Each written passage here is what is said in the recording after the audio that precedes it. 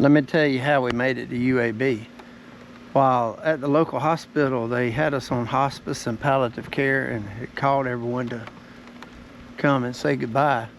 There was a lady that worked with digestive health named Miss Dana Scott, and she kept on pressing, and she come on a Wednesday morning and come in about 8:30 one Wednesday morning and said, hey, I have good news. Dr. Cannon from UAB reached out, and this was during COVID, said he had one bed available and he thought he could fix you. One bed only, back in COVID. They would hold that bed for you if we could get you there. And I said, well, we need a helicopter, a hospital, a helicopter, an airplane, what do we need? She said, no, we'll do it in an ambulance. They're gonna put some blood in you, and we'll get everything ready to go. So we packed up. I didn't have nothing to pack. But anyway, they finally put some blood in us that afternoon. We got on an ambulance at 6:30, and we're going all the way up there. The irony of this thing, we're on our way up there, and this lady was driving, and Mr. Kennedy was in the back with me, and the tire alert goes off on the ambulance, and she's afraid we're going to have a flat tire. May have something in it, you know. So she pulls over, and she pulls over in the parking lot of a closed down strip club bar. Yep. Well, the tire was okay, so we took on off to Birmingham, and I'm gonna tell you that I used to dip tobacco, and I had some tobacco in my mouth during this ride all the way up there. And as they were rolling us into UAB, into the emergency room, I reached in and pulled that tobacco out. We were going across the parking lot right there, and I dropped it right by the stretcher, you know, as he was pushing me in, Mr. Kennedy. We get in there, and there's three ladies. They said, this Mr. Blankenship? Yes. So they snatched me up, threw me on theirs. This is at 12:30 at night. Going down this hall, we getting in there, and I asked them, you know, what about my family? And they said, where are they? I said, I don't know.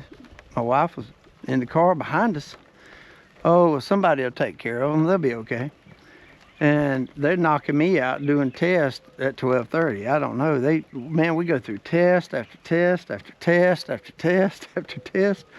I don't even remember them all because I'm in and out. I'm sleeping on my own. Plus, they're knocking me out to check stuff out. And I remember waking up one time, and this lady, man, there was so many cool things happened at UAB. So this arm, they had the IVs and everything in this arm, you know. And one thing that happened back at the local hospitals when they had me on hospice and palliative care, at night, they would bring in every young girl that they had that was going to be a nurse. And they were using me as a pin cushion to train all the young girls. And they were there, man. I remember this one night, this girl, she was all over the place, and there was a wonderful lady standing there with her, and she said, you can get it now. I know you can get it. And she's a skinny lady. She said, I'll do it but you can get it. And that old girl, I would flinch. Well, see what it was, they had me, I was on hospice. I was dying. But they had those young nurses, they could practice on somebody that wouldn't remember before long. They could practice sticking me all they wanted to, and it wouldn't be a test dummy, you know. It wouldn't be a doll. It'd be somebody. And they could try to get blood out of somebody. And that poor girl, she couldn't get it that night. She couldn't get it. And the lady stepped up there. She said, let me see it, let me see it. She took it and popped it in, and blood went coming out in that tube. And that poor girl, she was as nervous. I never will forget her. She's a blonde-headed girl. I know she was so nervous. She was so nervous. But man, my whole arm turned blue. She would stick that thing in there and move it around. But anyway, the older lady, she said, I told her, you know, I remember saying one time, I said, I don't think there's no blood left. And she said, that's no way to talk to a vampire. And I said, And she slapped that baby in there. And anyway, so that was my experience of being the test baby for the, what do you call them, people that draw the blood. Because they had somebody real, somebody that would flinch, somebody, you know, it's easier than playing with a doll. You can play with a live guy and stick needles in the live man. But anyway, so back at UAB, this lady, I was awake and she ended up building this on this arm and went across there, and she called it an art line. What that actually means now, I know that somebody, I heard her talking about it later, but it was going into an artery, but it was an art line. But so we've sold liquid fertilizer. We've done liquid fertilizer for a long time. And she had these tubes, these clear tubes that come across here. And she had couplers on them. And she had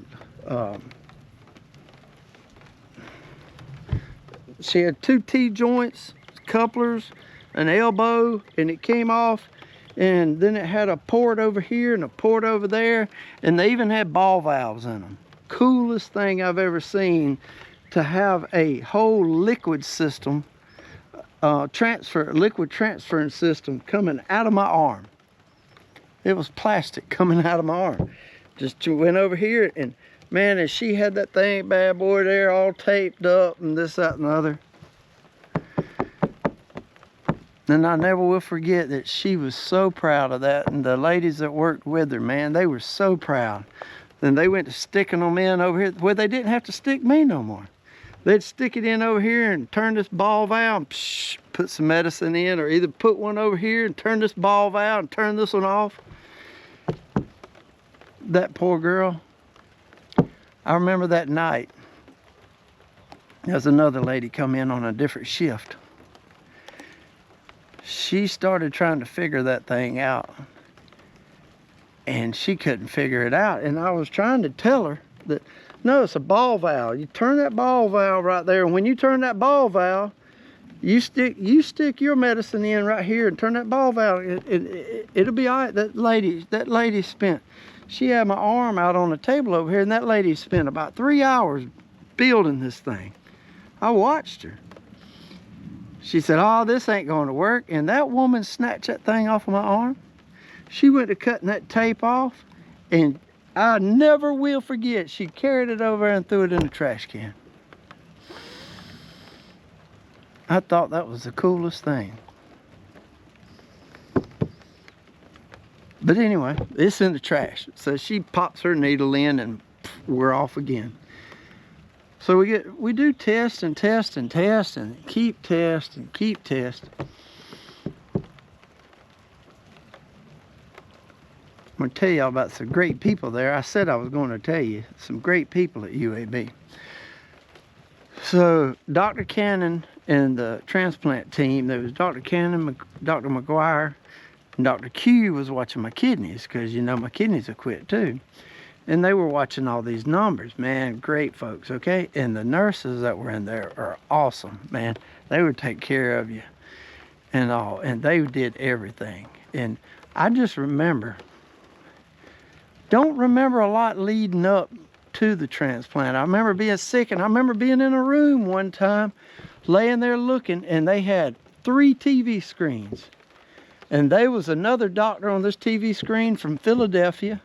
There was one from San Francisco, and I think the other one was from New York City. It may have been 4 TV screens, but I know 3. That was pretty cool. And they were all standing with doctors and students around me, and they were reading charts and looking at stuff. It was awesome. And it was awesome to have the students coming in and out, in and out.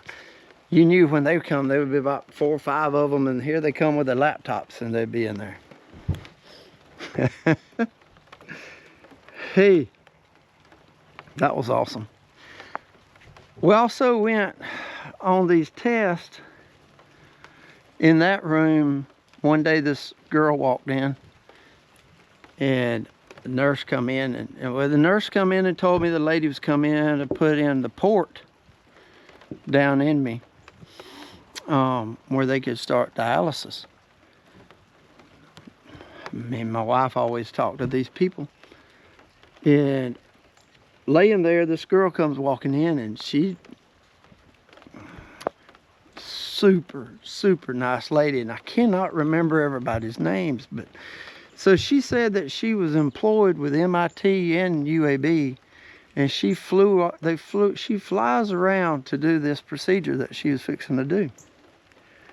And she had this thing that looked like a fishing string. And she said, well, yeah, she was here. She said, I'm gonna put this in, feed it into this artery, and I'm gonna run this fishing line over, and it's gonna be in your heart. It's gonna be about halfway of your heart. And this will be how they do the dialysis coming in and out. I said, okay. I said, you gonna knock me out? She said, no, you'll be okay. I said, are you gonna numb it? She said, no, you'll be all right. And that's when she told me that they flew her around just to do this procedure. So she's fixing to get started, and I'm laying there, you know, nothing to it to me. I'm just laying there, but that's what I've done. So the only thing I had to do during this whole thing was to lay there and be sick and trust the process, because it's all a process. These are steps. Like everything's a process. And it's 3rd and 2, you have a process. It's 4th and goal, you have a process.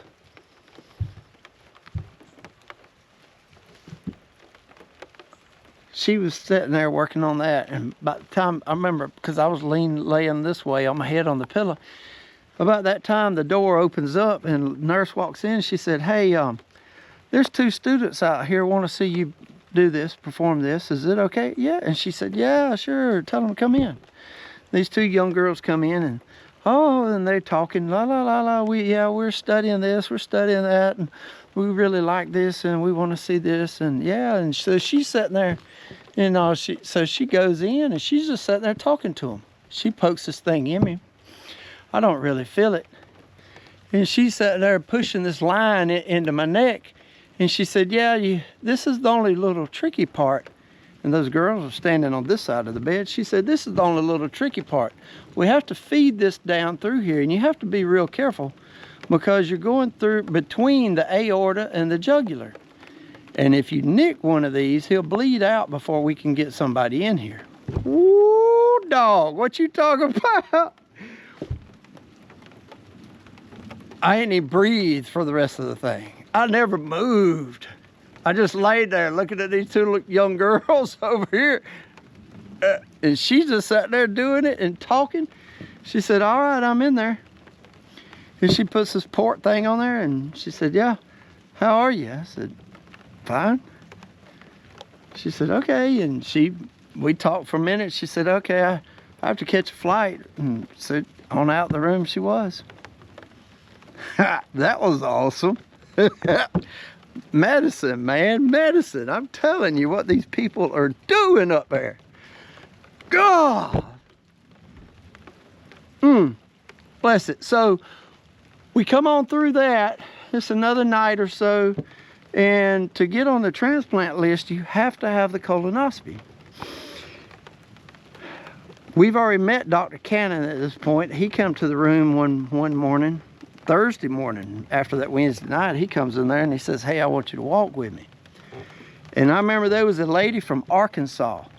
Man, she had me up, and back at the other hospital, when they first admitted me, I was doing air squats, this, that, and the other, trying to be healthy. I was doing I remember I was doing push-ups one night. Lady walks in and says, oh, help, he's failed, come in. I said, no, I'm fine. She said, you better get off that floor, get in that bed. And yeah, so now we're up here in UAB and we can't do nothing, take care of ourselves at all.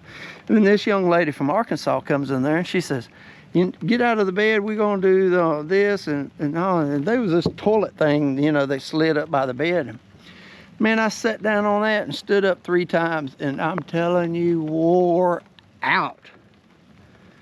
Yes, I've completed Ironman. Yes, I've run some marathons. I've done a few half Ironmans and this, that, and the other. Wore out, sitting on the commode and standing up 3 times.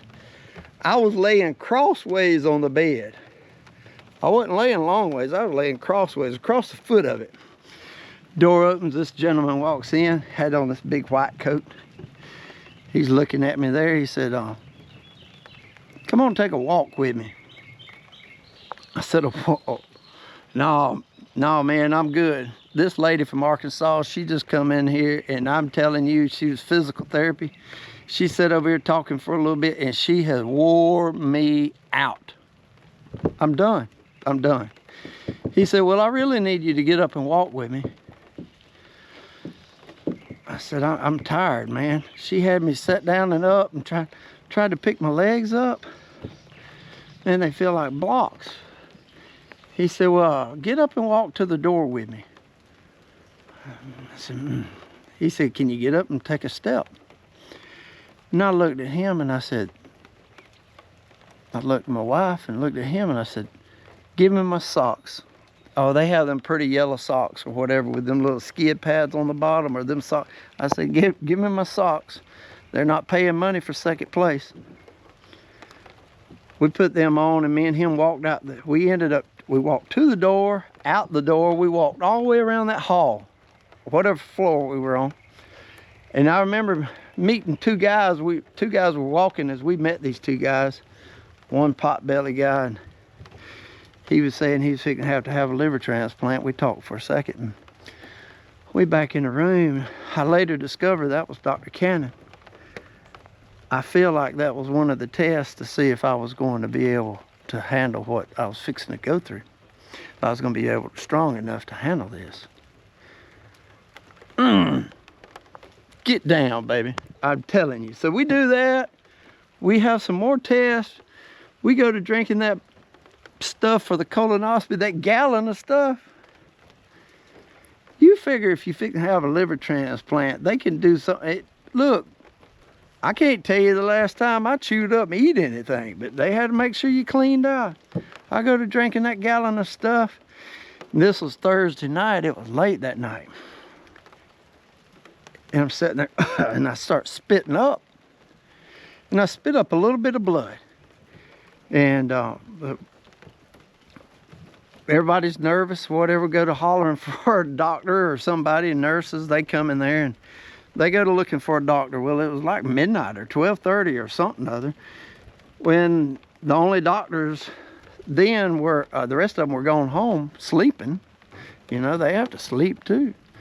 And they get an ER doctor comes up there. He comes in, he looks, he says, "Oh, it's just a little spit up. It's a little spit up. I'm not worried about it." Him and 2 other ladies, they get out the door. Man, I'm telling you, the door doesn't even close good, and I start regurgitating. They have these green bags in UAB in there. I fill up 4 of them with nothing but blood. Well, I'm sure there was that gallon of stuff I've been drinking on for a while too, but it was red now because of the blood. They knocked me out, and they put 4 rubber bands in my esophagus. Come to find out, they say that's kind of normal in the condition we were in for all we've been through. So we get that done, and they do the colonoscopy the next morning. Dog, never will forget this one. Never will.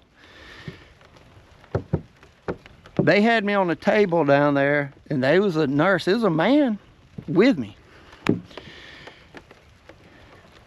He was standing in front of me. Dr. McGuire was over here. Man, he's a good dude. He's my buddy now, okay?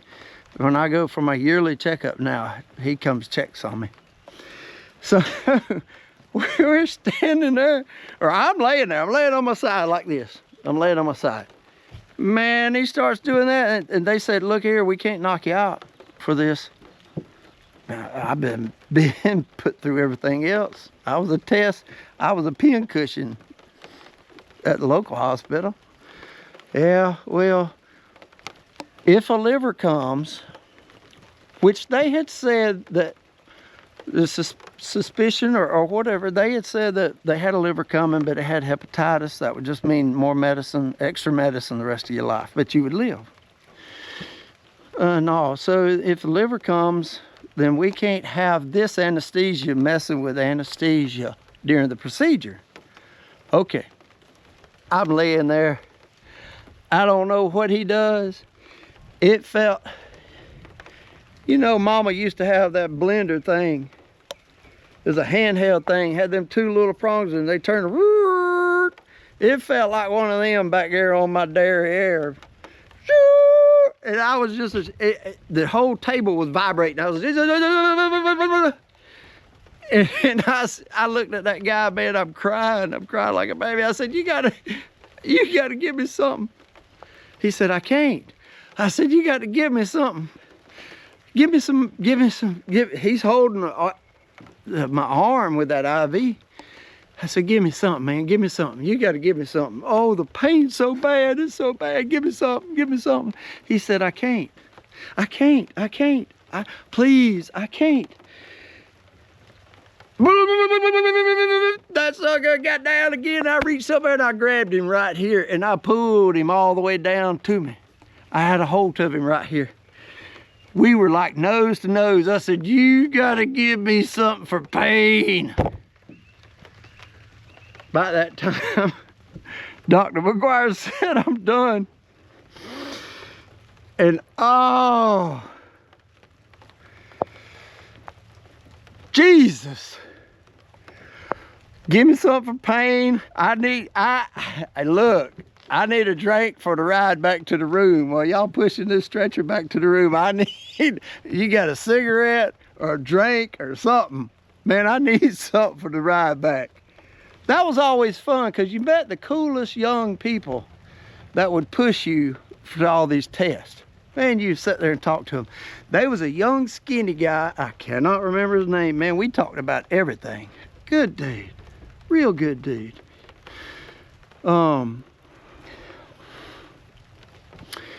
Anyway, so we Dr. McGuire, I said, did you see anything, Doc? He said, I saw 2 pellets in there, but we'll worry about them after the transplant. I said, man, why didn't you get them on your way out? So he said, we'll get them later. You know, you'll come back after transplant. 3 months after transplant, you gotta come back for another one and we'll take care of that then. Oh, okay. He said, but don't worry, we'll knock you out then. Well, speed up the 3 months, that was the best sleep I had. I remember we were up there and this little girl, we were in this little, I don't know, these little curtains. And this little girl said, we're fixing to push you in. We have me in there and they said, okay, when you hear that door open behind you,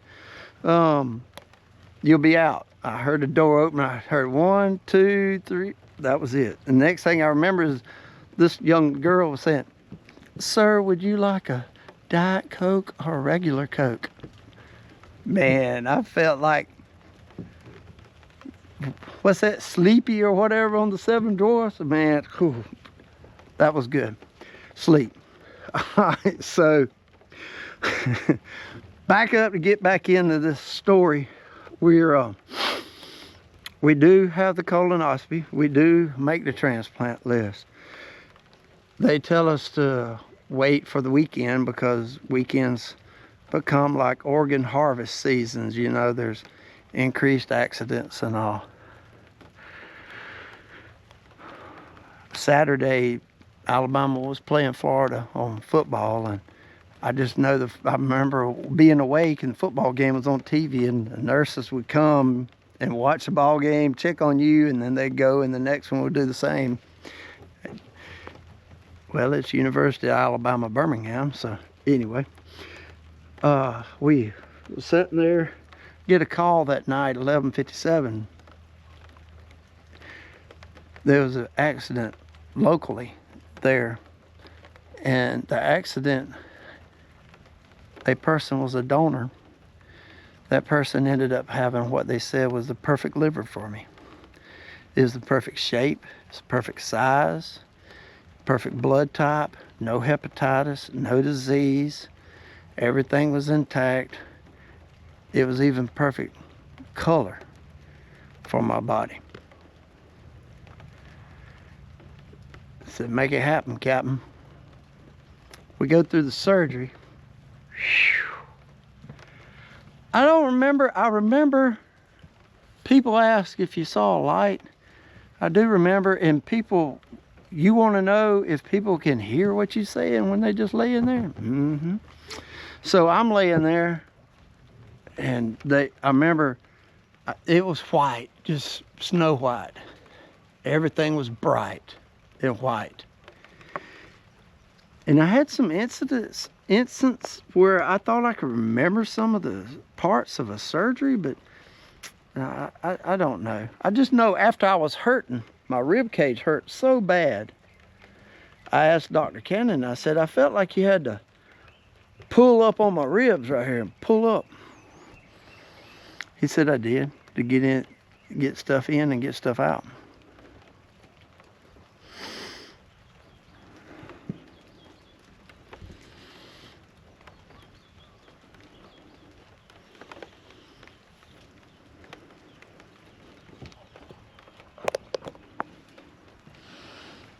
Sun setting. See if we get a little bit more light. So he said he had to pull up on that rib cage to get stuff in and get stuff out. And so I can remember music, and I had all these dreams, man. I had dreams, just dreams. So but I remember music, and end up coming to find out my wife had country music or so on the TV up there or something somewhere. She would have to tell you, but there was a doctor and his wife that came to the room, because this was 3 days after it. So our heads wet from being outside. It was sprinkling, started sprinkling and getting dark, but let me try. So let me show you. I was talking about. So they cut down here and over. This flap was up and over and folded and sewed up right here. So all of this was open like that. And that was to let the swelling go down. So you have to stay like that 2 or 3 days before they sew all that back up. And then they have to attach the bile duct later on, and I think it has a stent in it.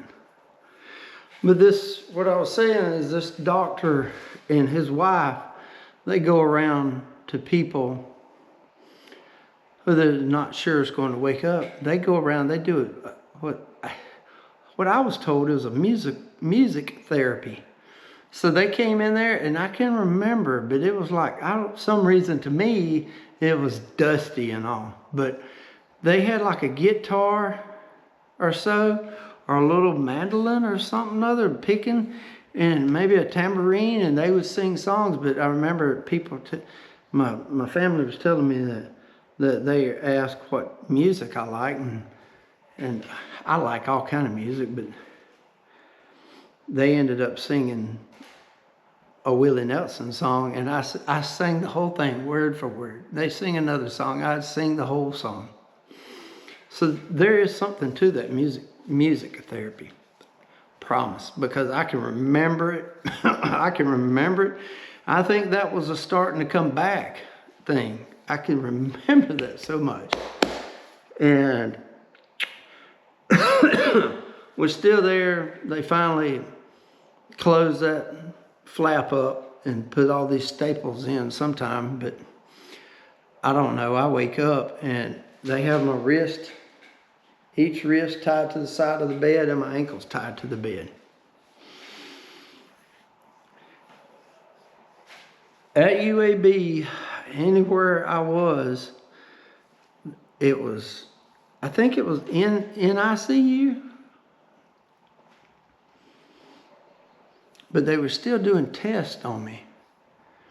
And I remember now, they did one test at the local hospital where they put me into this big tube thing. UAB did it several times.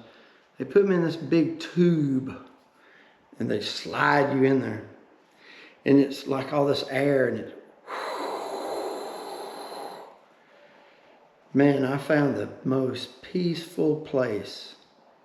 You're kind of claustrophobic, but when I did Ironman, I go to this place. I go to this place. Mentally, I can go to this place.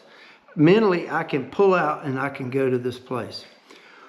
When they had us in those tubes running these tests, and I remember Malcolm X, he was my buddy. I can't remember his name. He would come see me and listen to stories and everything. And we would talk and all. And he wanted to come see me more, but man, they kept my man so busy. They kept him so busy, but I called him Malcolm X. I can't remember his name. Don't even know why I said that. He's a good guy, man, a good guy. But where I'm saying is where I would go mentally. It's when you're doing Ironman, it's a 2.5 mile or 2.4 mile swim in the ocean. You swim all the way down out into the ocean. You go to a buoy. Then you take a left. You swim over to another buoy. And then you swim and come back to the shore. When I did Ironman, man, they had these speakers that was half as big as this house sitting out there on the sand. And they were playing AC/DC, Thunderstruck. Watch this. I'm going to show you more videos. They were showing Thunderstruck. Or not showing, but playing. It was just going on. And man, they shot that cannon, pow, take off. And there's 2,500 people running into the ocean. Start swimming. You swim all the way out to that first buoy. You turn, you come over that second buoy. You turn and you're headed back to shore. You're swimming in the water. You have earplugs in and a cap on. The water is so blue out there and you see nothing under you. Somebody in front of me had thrown up and you're swimming through it, but you swim through the smell and all. You don't see anything. You're not in it. It's the smell. You smell it for a little ways, but that water in your ears with those earplugs, and that swim, it became so comfortable. It's nothing but you in the ocean that there you see no floor. It's blue. And it's just you. And you spot and you see shore and you just swim. At that moment in Ironman, I realized that, hey, it's just going to be a long day. You got to go to work. Have to put the work in. When I rounded that last buoy, headed back to the shore for the first time, it's just going to be a long day. And I could lay in those tubes while they did all of those tests, and I could listen to background noise or listen to people talking. And that process of doing that Ironman, a year's worth of training to do Ironman, a year's worth of training to get to that point where I turned that buoy, I knew I was headed for land. I couldn't see anything. Nobody could get me back to that shore but me. And in those tubes, I went to that place that it's just going to be a long day. You have to go to work. It's going to be a long day. Put the work in. Put the work in. Stroke, grind, stroke, grind. This is the process I did through this whole liver transplant thing. And my kidney's not working. Thank you, Dr. Q. And hey, yeah, so we finally come to, and the doctors would come see me at 7 o'clock every morning. So I pray for all the sick and shut in every morning at 7 o'clock. Promise you that one. since I've been out. But I remember this lady, black-headed lady, short black hair. She looked like a girl I knew growing up. She looked like a girl I knew. Beth Welch was the girl's name. And man, she looked just like Beth to me. But she would come in there and she would be nose to nose. And she would just holler, man. What time is it? Who's the president? What's the day? Is it morning? Is it night? Give me today's date. Every morning. What time is it? Like a drill sergeant. But you're in all of this stuff, in this process, in this whirlwind, and it's so easy to lose any concept of being in time. I've noticed this, and I really grasp this concept. I've gone to the Beau Rivage. I used to like to go to the Beau Rivage. That might be what got my liver too. But you could go in there and sit and play cards all night. There's not a window in there. There's cold air pumping in there, oxygen pumping in there. Drinks are coming, and man, all night. And there's no time clocks. There's no time clocks in the place, and there's no windows. So you can't see if the sun's coming up or the sun's going down. That's what kept me in here. This whole thing, Ironman, golf, this liver transplant, this whole thing's played on a 6-inch course. This whole thing. Christianity, faith, believing, everything. Grinding, getting up, going, getting on that Peloton every morning, getting on that treadmill, walking or running up and down the dirt road, whatever. Going to work, coming back home, taking care of your kids. It's all a process. This is whole a process, man. And you have to keep grinding. You have to keep grinding. Keep grinding. You can't give up. Don't give up. Anyway, so that lady would come in and do that every morning. Not long after that, the greatest woman in the world come in there every morning to bathe me. I got to know her, and she would come in there and she had a tub and a sponge or a cloth, bath cloth. She'd dip it and she would wash me. She'd wash my whole body, man.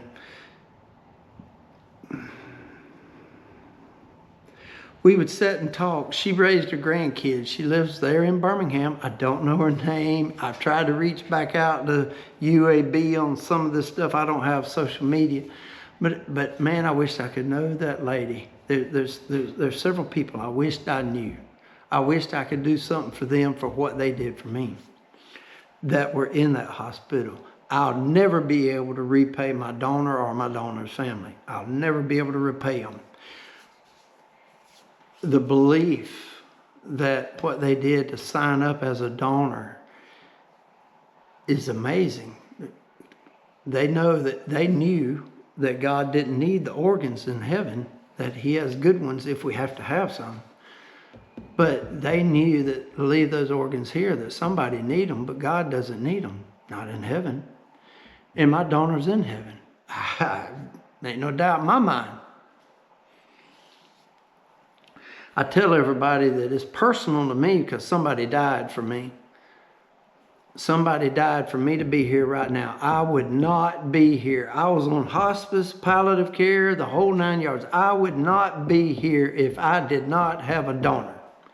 Do not know who my donor is, but if I did not have a donor, I would not be here.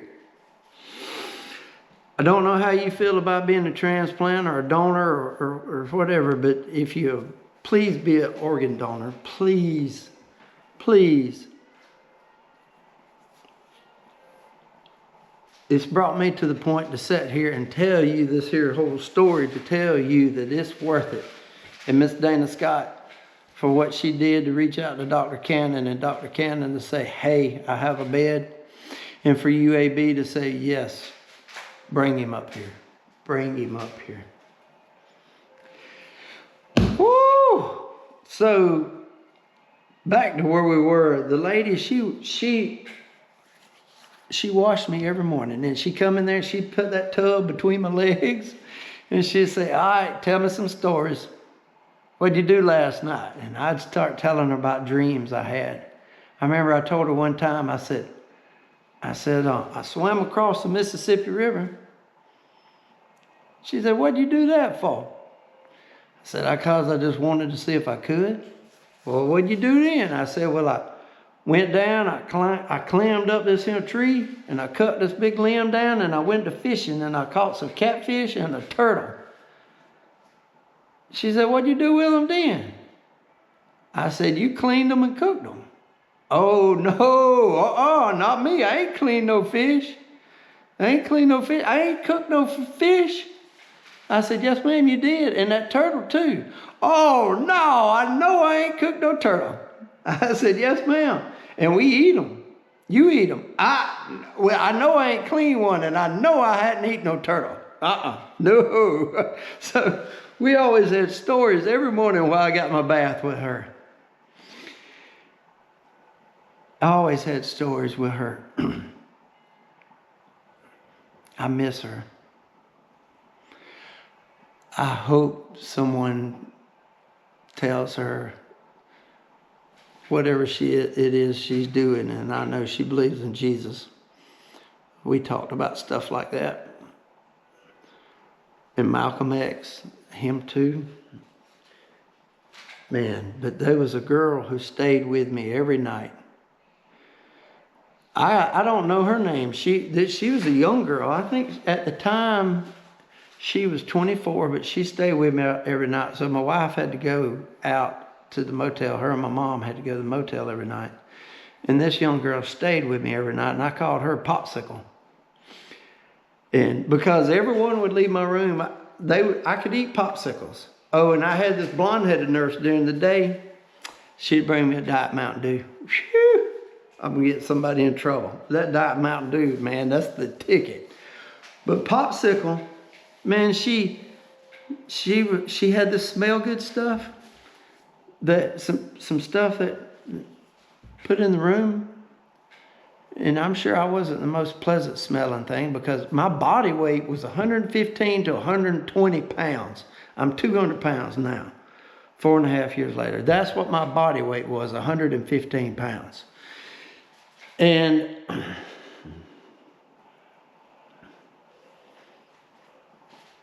Popsicle, why I called her Popsicle.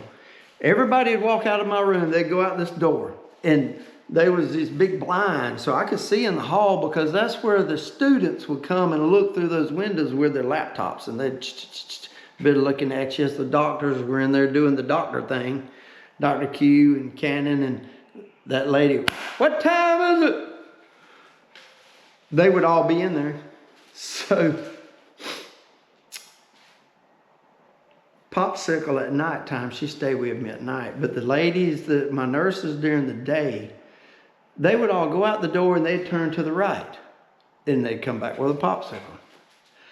I love banana popsicles and cherry popsicles.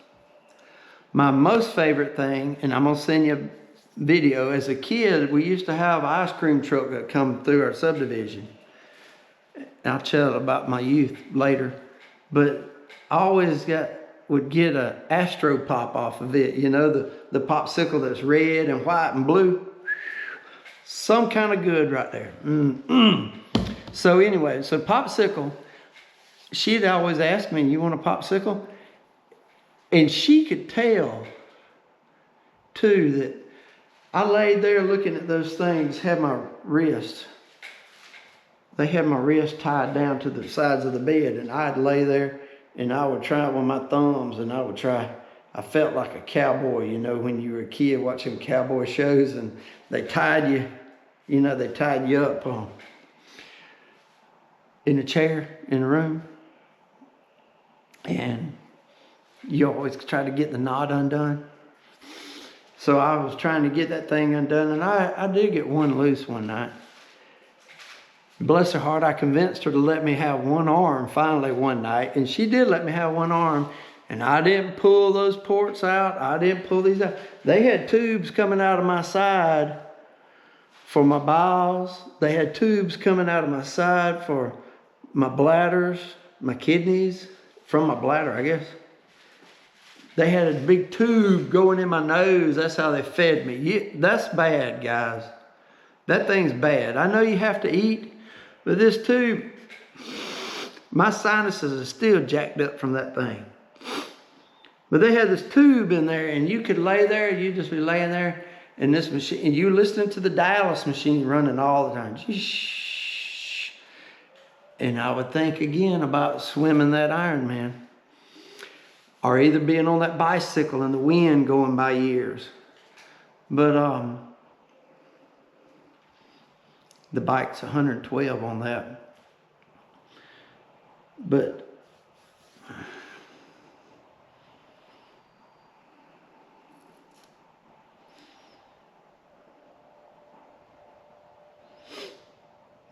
you would lay there and listen to that dialysis machine.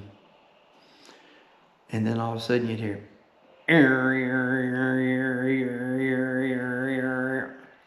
and that thing would start pumping liquid food in your nose. It was coming on the back of your throat. And all you could do is, you better start swallowing. When you hear it kick in, you know how they train those dogs and this, that, and the other. You lay in there and you hear, you start swallowing it.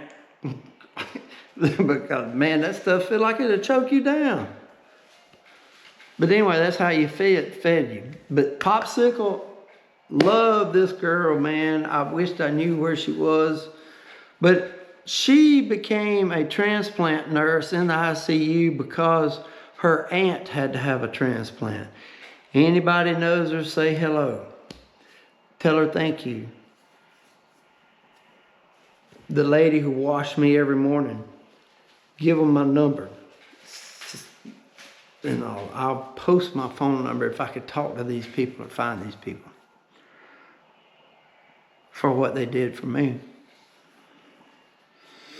But Popsicle, when she went out the door, all the others went to the right and they bring back grape. And, I hated grape. But Popsicle, she'd go out and she'd veer a little left and she'd go down this hall. Man, she'd come back with a banana or a cherry. I told Dr. Cannon one morning, I said, I call her Popsicle. And he kind of looked at me and looked at her and looked. I said, she knows where the best popsicles are in this hospital. She knows where they are. No one else can find them, but she knows where they are. And I'm just a real observant person too, but there was another guy.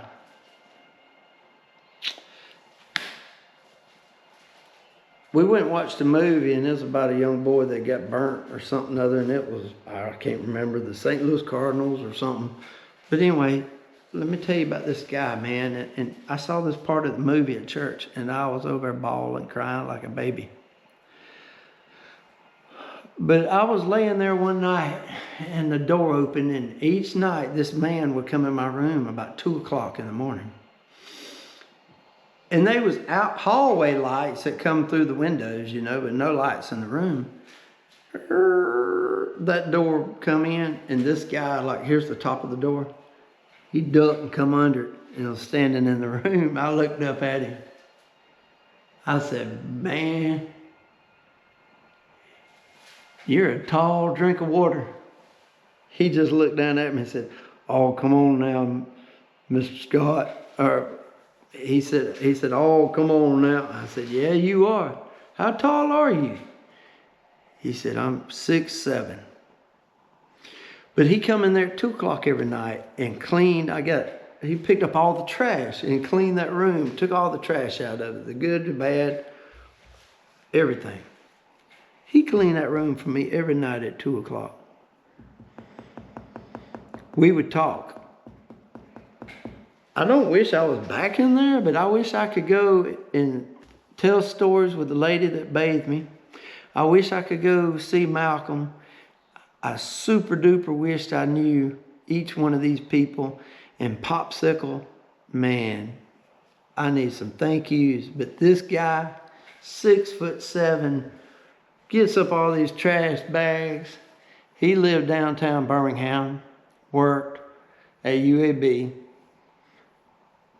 That man told me he had 12 kids.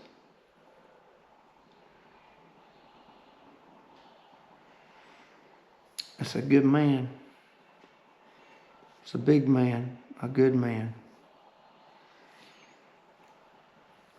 I'll never say enough of what Miss Dana did and my family did. I'll never give enough thanks for my donor. But these are some of the people that we met. But UAB, man, you talk about get you well and get you out. Man, them cats go to work. They're up there at 7 each morning. The doctors are looking at you, and they already looked at the labs, and they already have a game plan.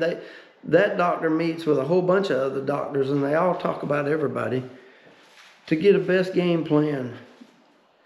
It's like elders in a church, man. What direction are we going? We use this Bible. Let's look. Jesus has laid that groundwork. Trust the process. So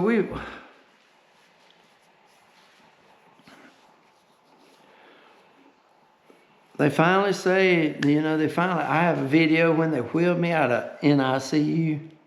I don't know what that stands for, but I always call it ICU. Somebody said it's NICU. My wife did. But anyway, so we get better, and they said, oh yeah, you can leave. My wife was like, what? I had this dialysis machine, so they said, well, you're not leaving. We need to get you out of the hospital because we need other patients, these beds, so we're going to put you in the motel. And man, my wife had dealt with some guys who were some Masons, and that Ronald McDonald House, and all those people, and what Dr. Cannon did for us, I can't tell you enough other than just being the doctor. You know, that man went and completed his first triathlon after a few months after they got me out of there. Sent me a picture. Man, I was so proud. I was so proud. So proud of that man. His dedication and obedience to become the best that he can become. There's some motivation in there. You have people that dedicated to getting you better, then you get better. You grind at it, you get better. I'm going to send some more videos out.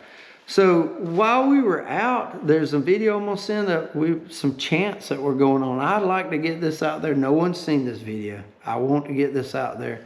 Somebody maybe can tell me what was going on. There's videos of finally they kicked us into the motel. Man, they let us out of the hospital at 11 o'clock at night. So there's a guy that is pushing us in the wheelchair. My wife, my mom, this guy pushing the wheelchair. We go outside and they're going to put us in a taxi. Man, we get from that chair to get in the taxi and fall in the parking lot. My wife is freaking out. Oh, Lord, what do I do now? What do I do now? What do I do with him now? What do I do? What do I do? The wonderful people of that motel across the road, I think it was a Hilton, I don't remember, but man, they took care of us. We had a nice room thanks to many, many people who donated to make sure life was good. Todd and Laura, I never knew nothing about DoorDash or nothing like that, but they get sent these cards where food would just come to the room. We'll get into all of that again later. We've been talking too long.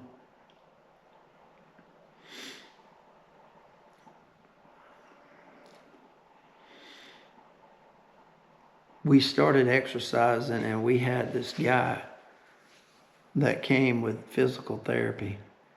Man, he would come, the nicest guy, and he said he was going to look me up on Facebook. I can't remember his name now. He would help us walk. We started out. I'll post some videos of it. He started us out with these bands. We were in a wheelchair. And then we ended up on a walker. We ended up on a cane. The worst thing though is walking upstairs on the side of that motel. He had me walk. We had to walk up a couple flights of stairs beside it before he could up and down. Man, that was tough. I don't know what happened to my legs during all of this, but whew, thank you, Jesus. These doctors, these nurses, Popsicle, the tall drink of water, Malcolm X, the lady that takes care of her grandkids downtown Birmingham.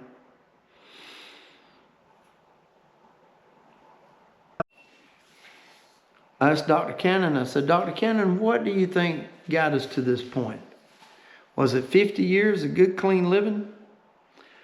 Was it the beer? Was it the Ivermectin? Was it the COVID? Was it, the shots? Was it the ibuprofen? Was it the Ironman training? He said, well, yes to all the above because you've admitted to doing all the above. We could cut you up, send you to all the departments in this hospital, and we can meet back in 2 months and we could give you the exact same, that we could give you the answer to what you're looking for. Or I can just fix the problem. I'm with you, Doc. Fix the problem. Let's go. Here we are 4.5 years later. 4.5 years later, call ourselves training for Ironman again. We try to lap swim 2 miles a week. We ride a Peloton and a treadmill and a dirt road. Keep grinding, man. Don't never quit. Look at this. Don't never quit. I'm nothing. I'm nothing without these people, without my donor. I'm in heaven. I often wonder that if I didn't get the booby prize by coming back to this place, at least my donor gets to see Jesus every day. I get to see bills. And the world being blown up and gas at $5 again. And bills. And bills. Keep praying, keep grinding. Keep praying, keep grinding. And my granddaddy, every time I'd leave his house, he farmed. Every time I leave his house, I was 16 years old, I'd say, I'm leaving. I'm going to drive off. And he had always said, be particular. That's just some of them old folks' wise stuff, be particular. All right, you guys need to go to bed. God bless. Be particular.